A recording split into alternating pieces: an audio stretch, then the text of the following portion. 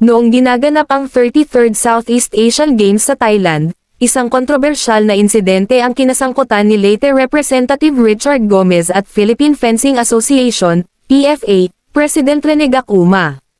Ayon sa mga ulat, nagkaroon ng mainit na komprontasyon sa fencing venue matapos questionin ni Gomez ang desisyon ng PFA na palitan ang isang top-ranked fencer sa women's individual event. Para kay Gomez, hindi makatarungan ang naging hakbang ng pamunuan at aniyay na apektuhan ang kapakanan ng atleta. Sa panig ni Gacuma, inilahad niya na nauwi umano sa verbal at pisikal na pananakit ang kanilang pagtatalo. Sinabi niyang nakaranas siya ng pananakot at pisikal na contact na naging dahilan ng kanyang pagkabalisa, lalo na't may kondisyon siya sa puso. Dahil dito, naglabas siya ng pahayag at sinabing hindi niya tatanggapin ang anumang paghingi ng paumanhin mula kay Gomez at ikinokonsidera ang pagsasampa ng reklamo.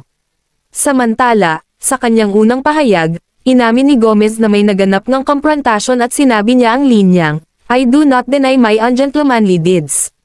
Gayunpaman, iginiit niyang ang kanyang naging reaksyon ay bunsod ng matinding emosyon at pagnanais na ipagtanggol ang atleta laban sa umano'y maling desisyon.